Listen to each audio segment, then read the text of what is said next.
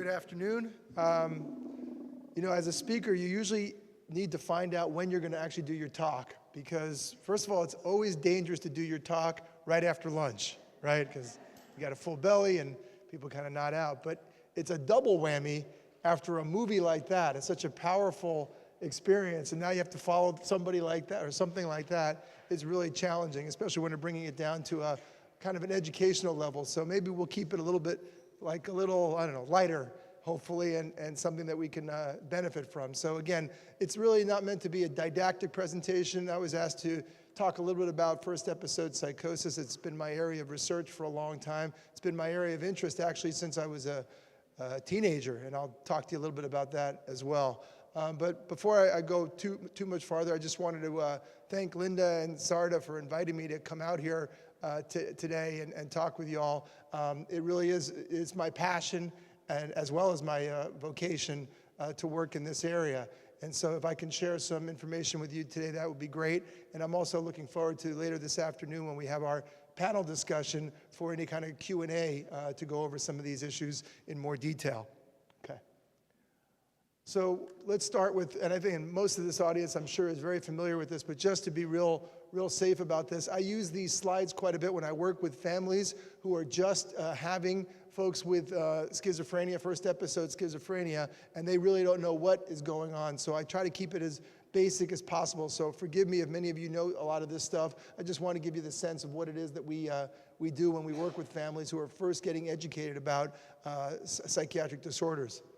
So I try to start with, instead of diagnosis like schizophrenia, I start specifically with psychosis, because that's what people really see are the symptoms of psychosis. And I start very simply by psychosis is really what that means is that it's any of a number of symptoms that indicate that someone has lost contact with conventional reality.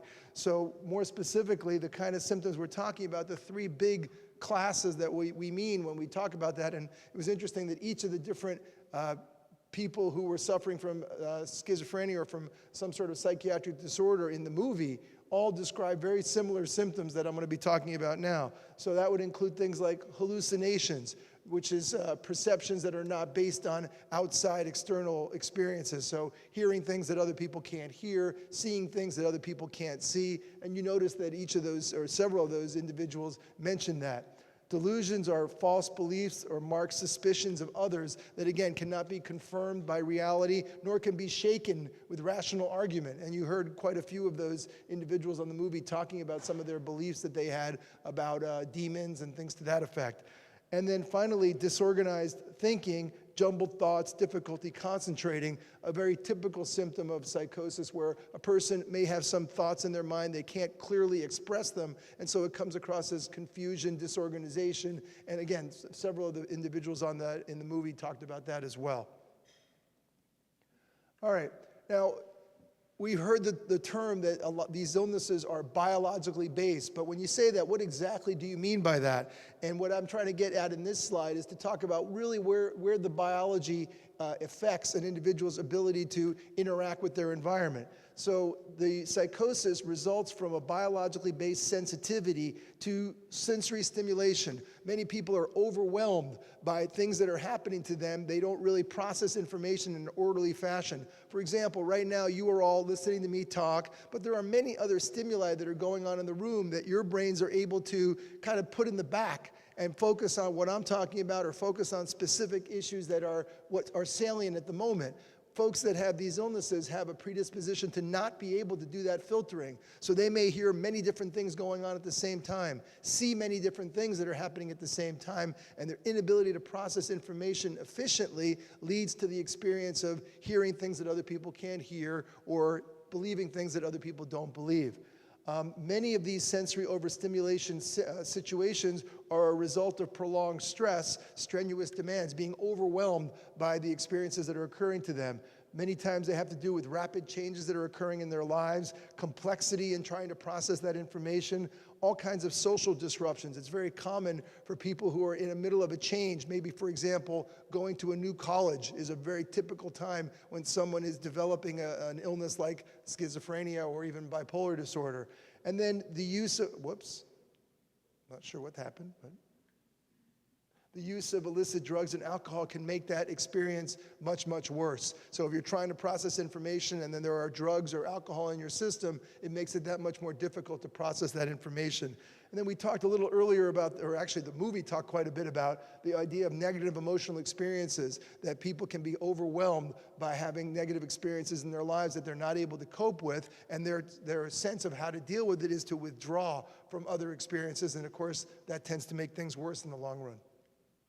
Okay, so what are the signs that we're talking about when we talk about psychosis? And it's interesting is that psychosis doesn't come along from one day to the next. It usually comes pretty gradually. So the earliest signs sometimes are not that easy to pick up in an individual who's never experienced psychotic symptoms. So what we normally see are things that are marked changes in behavior, thoughts, and emotions, such as unusual perceptual experiences. Rather than talking about discrete hearing voices, it may be more like whispers.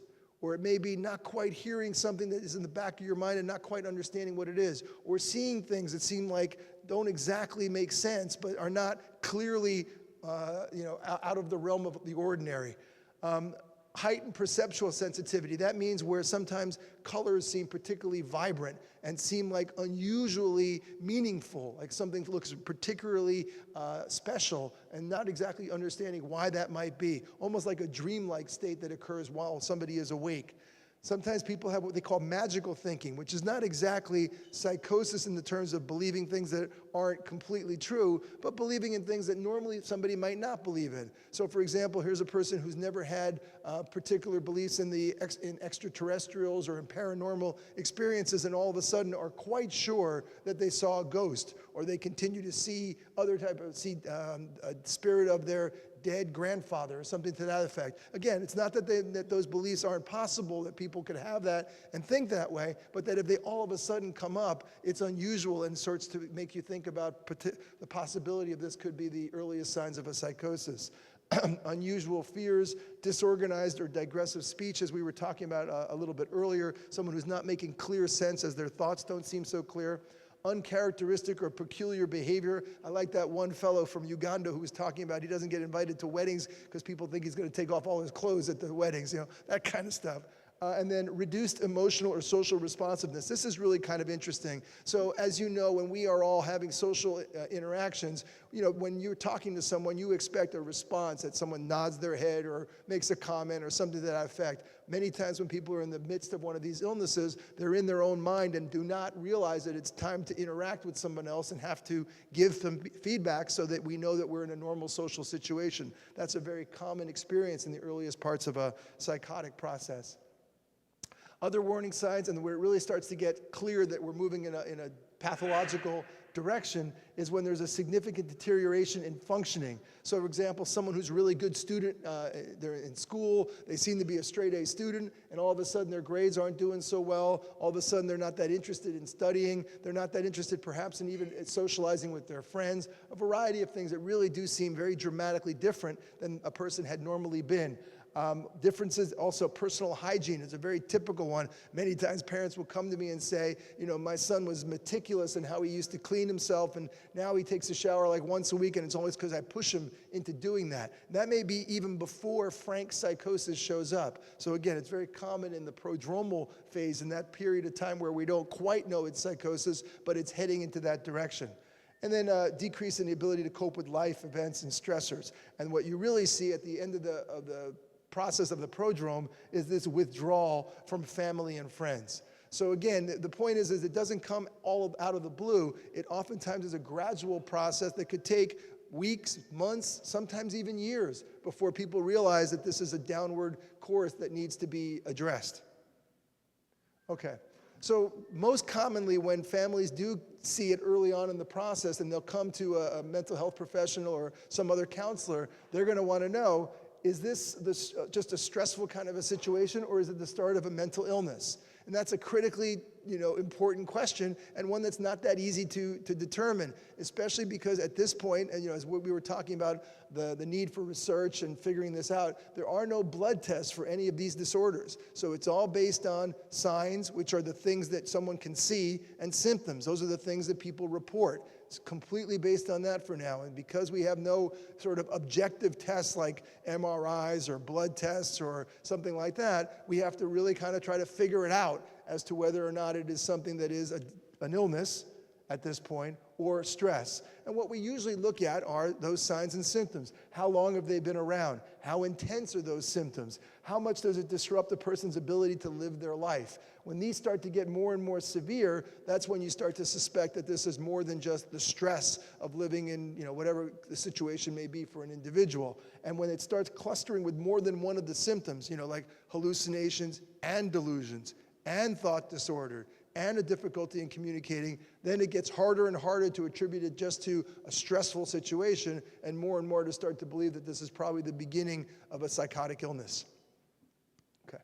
So what are the kind of things that make us jump and say, look, we can't wait and figure this out, whether this is stress or not. We need to take care of it right away. Well, not surprisingly, it would be things like somebody feeling suicidal or homicidal, especially if there are specific threats or plans. As you can imagine, and as the movie highlighted, far more common is the issue of suicidal versus homicidal. As I think the movie made it very clear, as that people who have serious and persistent mental illnesses are much more likely to be the victims of violence rather than the perpetrators of violence. It is a terrible shame that in our society, when something horrible happens and somebody's involved with a violent episode, it's a media frenzy. What does not get on the media anywhere near as often is like what happened to that movie maker's dad, where suicide is an incredibly common end result of people who have serious and persistent mental disorders. So when you see things like disorganized and bizarre behavior, hallucinations or delusional thinking like we were talking about, disorganized communication, extreme withdrawal, this is the time when you really need to intervene and get involved in trying to help someone get the best care that they possibly can as quickly as possible. So if we've decided that we've gone beyond the prodrome, that earliest signs where you're not quite clear, is this illness or is this stress, and we now know that we're in a first episode of psychosis, now you're looking at specifically the diagnosis that, as Glenn Close insists that you should say out loud, not being ashamed of it, is that this is a medical illness called schizophrenia. And as I think one of the other people in the movie mentioned, this is a biologically based illness that affects the most complicated organ that we know of, and that is the human brain. So the illness affects all the different components of the brain. It can affect thinking, perception, mood, and behavior. We like to distinguish, just for our communication purposes, between two kinds of symptoms. And we'll use this term so that I'll introduce it, and I'm sure most of you know about it. But we're talking about the difference between what we call positive symptoms and negative symptoms. And when I say positive, I don't mean something good. Positive symptoms are not a good thing. Positive symptoms mean what people have above and beyond their usual personality. So for example, hearing voices above and beyond normal, that would be a positive symptom. Paranoia, beliefs that someone's trying to harm you, that's a positive symptom because it's more than what you would expect in someone to experience. And so those are the two most common positive symptoms.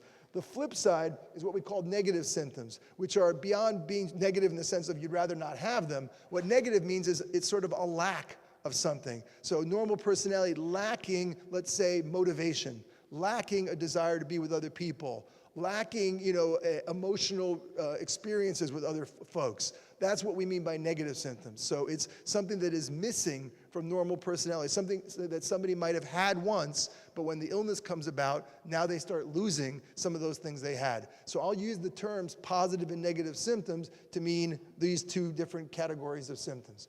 Okay. Whoops. There you go. All right. As many times mentioned in the movie, which was great to see, it's really important to emphasize that this is not a rare illness. Schizophrenia happens to approximately 1% of the population. So the movie maker was talking about in the nationwide, or internationally, but in the United States we have 300 million people. So presumably about 1% or 3 million people in the United States will at some point develop schizophrenia. It's an extraordinarily common thing. 1% sounds like not much, but 3 million people is a lot of people. And of those, 1/3 of all mental health care spending in the United States is on schizophrenia treatment, mostly hospital-based treatment. So there's a lot of money that goes into the treatment of schizophrenia at its most severe, which is when people need to be in the hospital. There's also indirect costs of schizophrenia. The fact that people oftentimes cannot work, the time and money spent by caregivers. Unfortunately, law enforcement is becoming much more involved. Again, with the lack of resources dedicated to mental health care, you often have police as being first responders in psychiatric situations. And finally, the World Health Organization rated schizophrenia the second most burdensome disease in the world. In other words, it represents 15% of the total burden of disability on all diseases, only second to cardiovascular disease. So incredibly important and incredibly sapping the energy of our world, of our economy. So therefore, obviously necessary to intervene as soon as possible.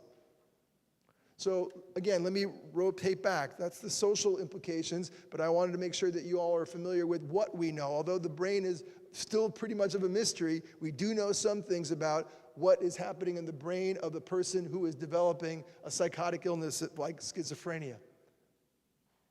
So I mentioned earlier the interaction between a vulnerable brain, because some people's brains are more likely to develop an illness like schizophrenia, and we're not exactly sure why, even though we think that the genes of an individual, their DNA, is very much part of the story, but it's only part of the story because in addition to the genes that lead to certain vulnerabilities in the brain, there are also how sensitive that particular brain is to stress. And by stress, I don't just mean anxiety or nervous things that happen in your world, but we're talking about environmental stressors, anything that can happen to an organism.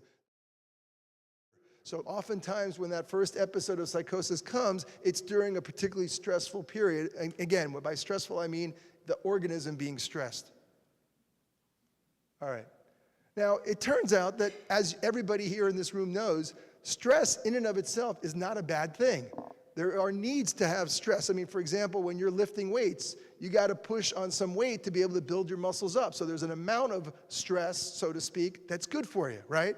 But of course, if you push too much weight, you're going to pull a muscle, you might break an arm, you may do all kinds of things. So the issue when we're talking about stress is to try to figure out what the optimal amount of stress is on a particular organism, and that's what this is talking about. There's an optimal relationship between arousal, that is, pushing yourself in a particular way, and attention, and to be able to focus your attention on a particular topic. So in order to pay attention to certain things, all of us need to be aroused on some sort of sensory level. Otherwise, you're asleep. You're not focusing on what you need to. But when individuals that are in a psychotic state, they're over-aroused. Like I was giving you the example of not being able to filter out the important information that's important from the information that is extraneous. And so that makes it hard to pay attention to what really needs to be focused on, and other information, relevant stuff, is missed. So with negative symptoms, like the part where lack of motivation, lack of energy, a person is slow to register that information and/or has poor attention in the first place. So there's a biological basis for both the positive and negative symptoms that we've been talking about. This is just a graph to show you that you don't want to have too low, where you have your attention is too low, so you're not really paying much attention, nor do you want to have too much arousal, where you have distraction being much more easier. This optimal level of arousal is what's critical, not just for people who have serious mental disorders, but for all of us. But when we talk about serious mental illness and the treatment of it, what we try to do is find that sweet spot where people feel that they can handle a certain amount of stress, but not too much that overwhelms them and precipitates more symptomatology. We'll talk more about that as I talk about the treatment programs that we use for people with first episode psychosis. Okay. So a little bit about the brain. So for those of you who are not familiar with it, so this is the front of the brain, and I'll talk about each of the different components. This area of the brain is called the prefrontal cortex, and I mention that because it is a critically important factor in the development of the symptoms of schizophrenia. There are other parts of the brain that are involved, as I'll show you in a second, but I wanted to start with showing you probably what is the most specifically problematic in individuals who have psychotic illnesses like schizophrenia. So why is the prefrontal cortex so critical, and why is it so central to the pathology involved with schizophrenia? Well, because the prefrontal cortex is actually really what makes us human. It's really the part of the brain that distinguishes humans from every other creature on Earth. And that's because if you notice what the functions of the prefrontal cortex are, they're the things that really is what makes, gives us our humanity. Establishing a cognitive set means just kind of getting ready for whatever the world's about to bring us. Get us used to, for example, you come into this room and you know this is about listening to a talk. Right? So your cognitive set is now focused on, I have to pay attention, I have to think clearly, I probably don't want to be doing a lot of other different things. That's a cognitive set. There are no other species that have the function of establishing a cognitive set for the purposes of learning, for example.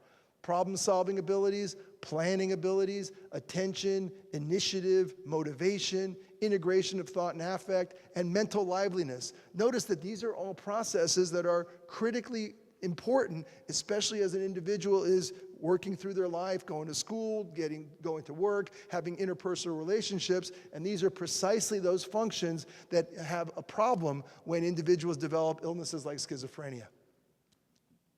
But that's not all. Unfortunately, there are other components of the brain that also seem to show pathology in folks that have schizophrenia. A second area is the so-called limbic system, which is the area inside the deeper part of the brains that's involved with the integration of thoughts and feelings, really kind of the emotional center of the brain. So this is the cut of the brain, if you cut it in half like this and look inside. And right inside in the middle of it is this area. This area is called the limbic system. It's called limbic because limbic means ring in Latin. And so it's sort of ring-shaped part that involves a variety of different anatomical structures, and they're responsible for a variety of things. It's a very primitive part of the brain. It's involved with emotional regulation. It is the source of basic affects, basic emotions. It integrates thoughts with emotions, and it supports memory and attention. And again, as many of you know, individuals with psychotic illnesses quite often make some, differences in ability to process information and connecting their thoughts and their feelings with their ability to understand what's going on in the environment around them. So unfortunately, the limbic system is critically involved and is one of the targets for the treatments that we use, especially the pharmacological treatments that we use for positive symptoms.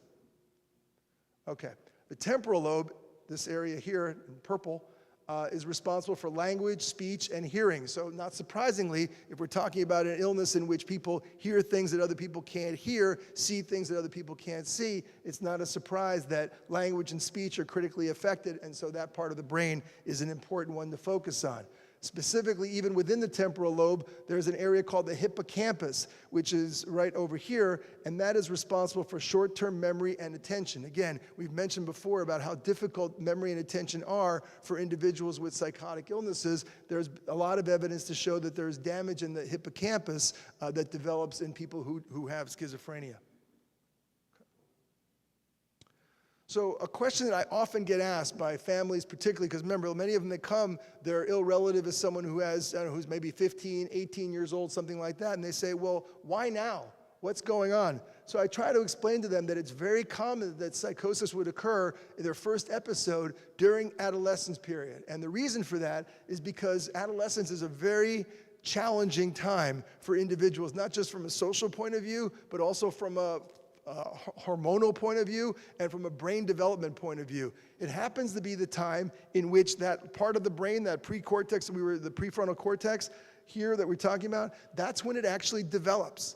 That's the part. So although your prefrontal cortex is there from the very beginning, when it starts to really function and sort of, to use the computer term, come online, is right during the time of late adolescence. There's a part of the brain part of a mechanism of the brain called myelination, where as a person develops myelinated neurons, that is the ones that function more efficiently, that's when those parts of the brain get used more efficiently. And when the myelination occurs in the prefrontal cortex, which is the last phase of brain development, is around the age of 15 to 18 years old. So it's not surprising that as that part of the brain, which we've just described as being dysfunctional, when it's supposed to come online, it's not a surprise that that's when some of these symptoms start to manifest themselves. At least that's how we understand the timing at this point in time. Now, that's not to say that everyone who develops these illnesses do it in that time frame, but it's very, very common that the ages from 15 to 20, 25 is when the first symptoms of these illnesses start to manifest themselves. So, why do we talk about all this stuff and identifying the illness? Well, obviously, the real reason is because we think that it's a good idea to get into the illness as fast as we possibly can. It's a basic principle of medicine, right? We've been using the analogy of diabetes and of blood pressure and whatever, and we know, why do we want to treat diabetes as soon as it happens? Well, because if somebody lives with diabetes for long enough, their blood sugars stay too high, and that actually does damage to their end organs, their kidneys, their eyes, their legs, etc. Same thing with high blood pressure. If you don't treat high blood pressure early, people have too high of a blood pressure, and that leads them to things like strokes and heart attacks. It's not any different with mental illness. If you can get in there as early as possible, you can have a significant impact on outcome. You can actually have a better chance of remission. I want to be clear about this. What remission means is not cure. What we mean by remission is symptoms in control. It's the remission of symptoms. They're no longer experiencing hallucinations or delusions. That doesn't mean the illness is over. It means that it's in good control. Just like you were hearing earlier about diabetes. When someone's sugar is in good control, does that mean that they don't have diabetes anymore? No, it doesn't. It means that they do, but they're taking care of it right, and it's going well for them, and they found that balance of diet and exercise and right medications that keep them doing okay. But it doesn't mean that they cured the illness. But we do know that if you intervene early with psychosis, you can have a better chance of a full remission. It also means you can use lower doses of medications. Interestingly enough, the doses that we use in the first episode are usually much lower than the doses that are used 5 or 10 or 20 years later for people who have not had treatment on a consistent basis. And so you can imagine that's probably a good thing, because the lower the dose of the medicine, the less side effects associated with the medicine, which is obviously one of the big reasons why people don't like to stay on medicine. So we try to minimize how much side effects these medications can cause. There's also a shorter time to remission in that first intervention. It's amazing how quickly people's symptoms. We've had patients who get brought in on their first episode to a psychiatric emergency room, and they may end up spending 24, 48 hours, get on some medication, and they go home, and they're doing well. It's really unbelievable how quickly the symptoms can respond when you catch it real early in the process. Unfortunately, it's a double-edged sword, because when you send them home and they do better, what's their first belief like a week or so later? This never happened, Throw the medication away, I'm fine, it was all okay. So it's actually a little bit of a double-edged sword that it so quickly responds, because people think of it like sort of like you think of a bacterial infection, right? Take a week of ampicillin and you're all done.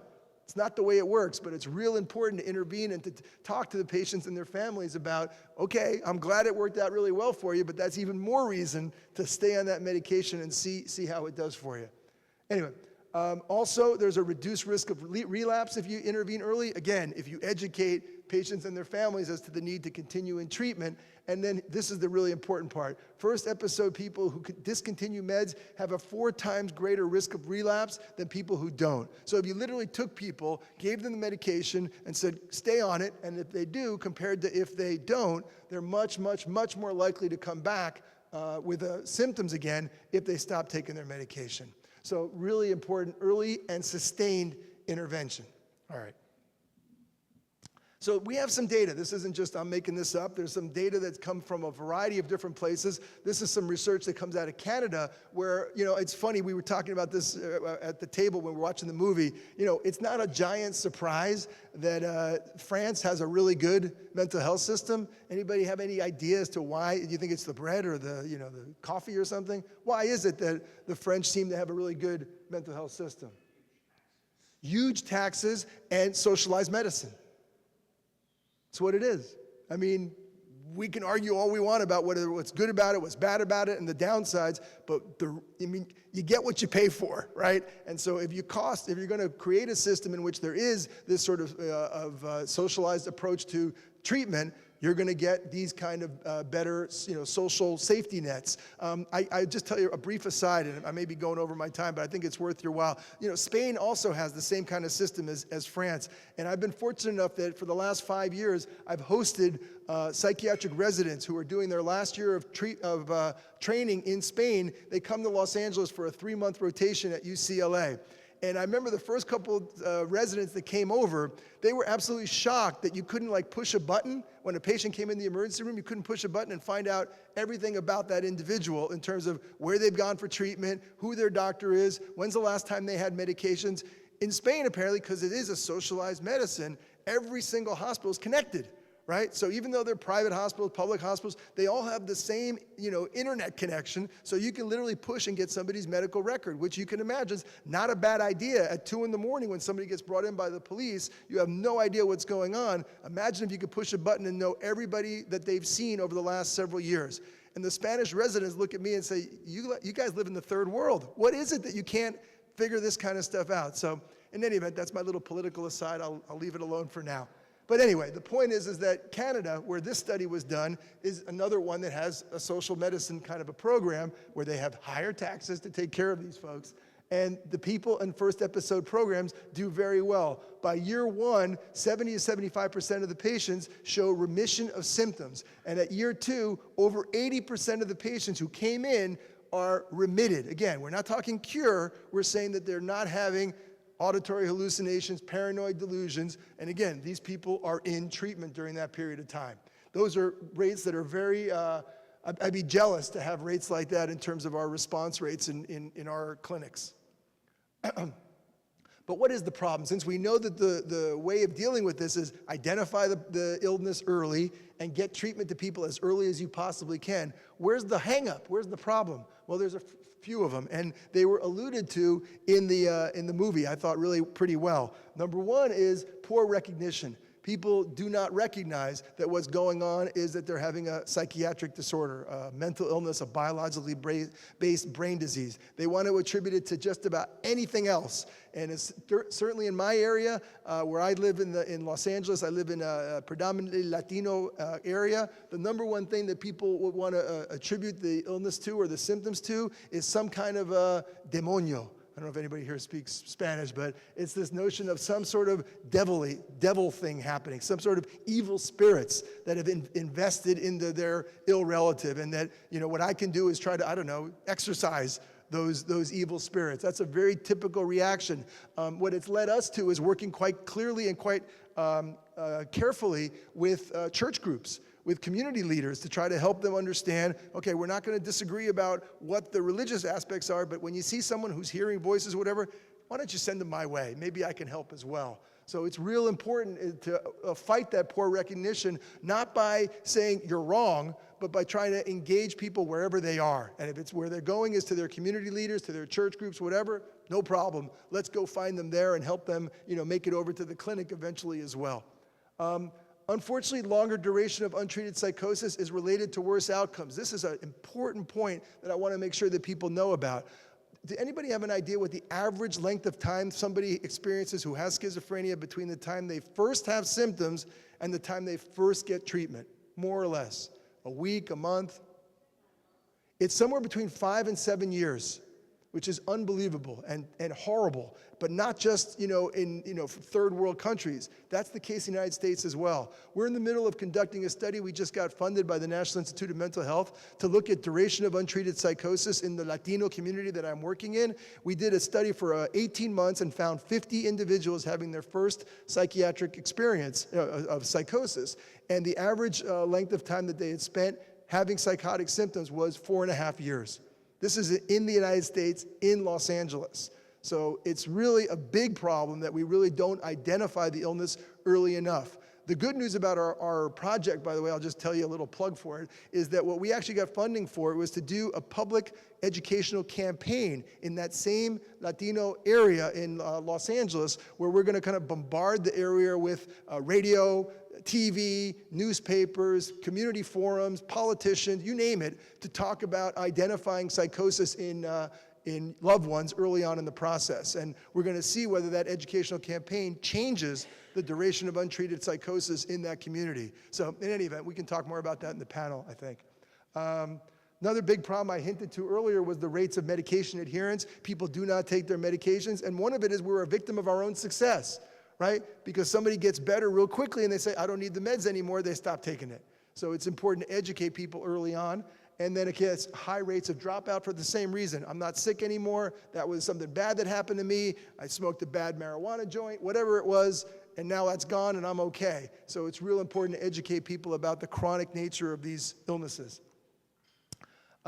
Again, these are issues that's sort of the same thing that you guys will all know about. Some of the reasons why people don't stay in treatment, whether it's substance abuse, whether it's not understanding the need for treatment, side effects is a big one. Social support. I mean, I was so moved by that woman who was in Washington State who found the homeless guy whose family is real nearby, and she brought him in. Wherever that lady is, we need more of her. We don't have enough of that. It's very sad to see in our emergency room how many of our patients are homeless. I mean, you guys probably know Los Angeles is the homeless capital of the United States. There are over 50,000 people a day who live on the streets in Los Angeles, and over a third of those have serious mental disorders. So clearly that's going to impact on the illness. Okay, so I was asked also to talk, and I'll hopefully get to the point, to talk a little bit about the RAISE project.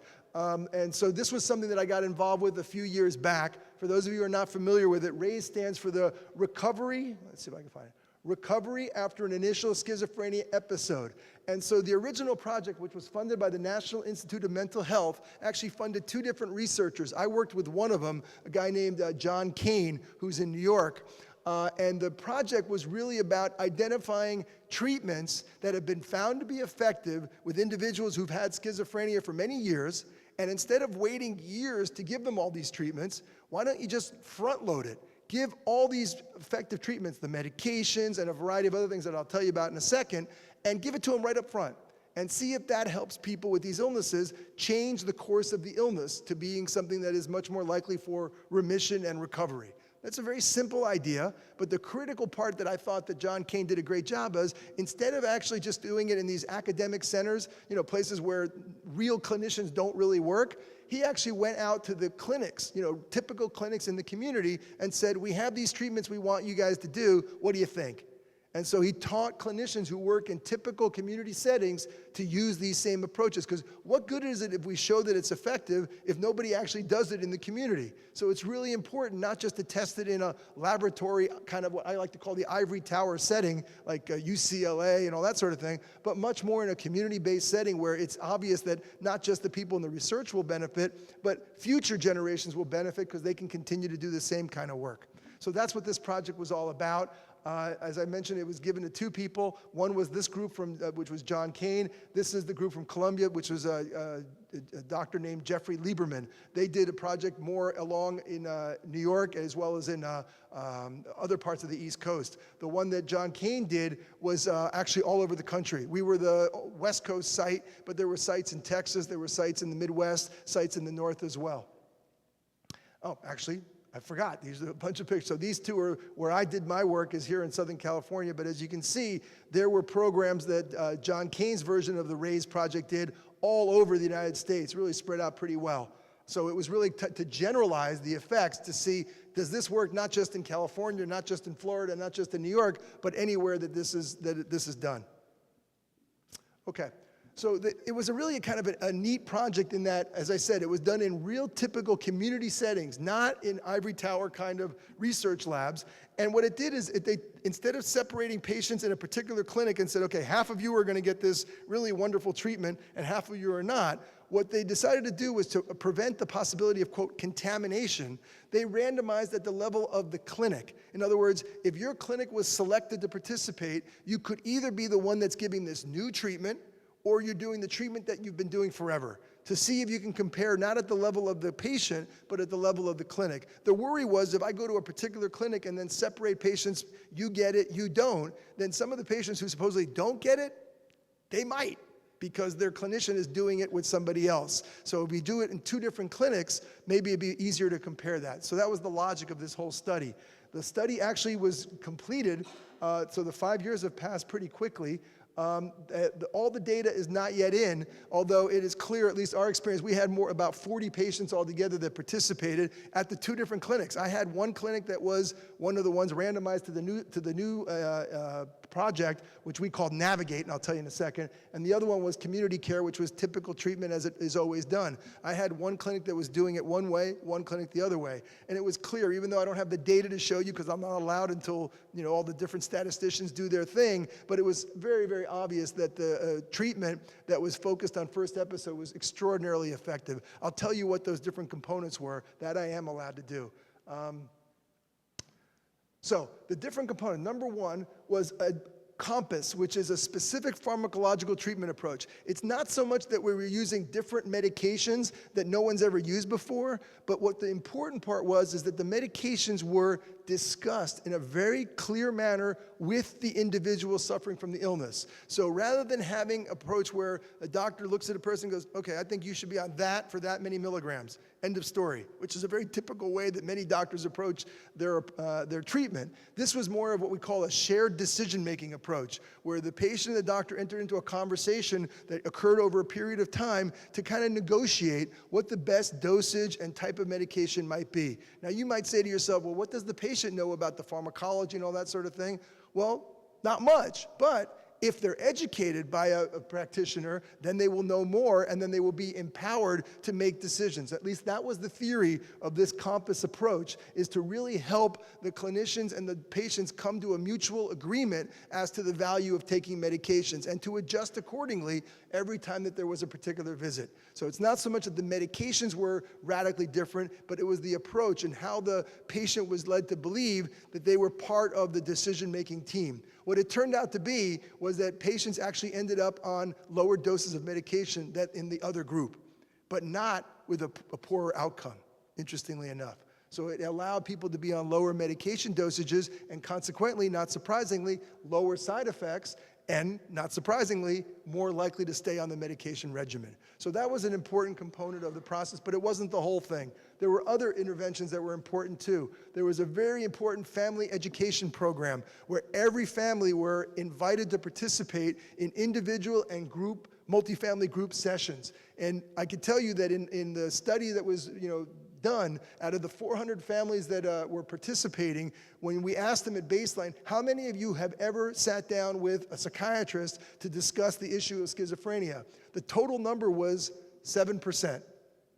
7% of these 400 families had actually had a conversation with a doctor about their ill relative's illness, which was amazing. So obviously everyone in the group had such a conversation and had ongoing conversations.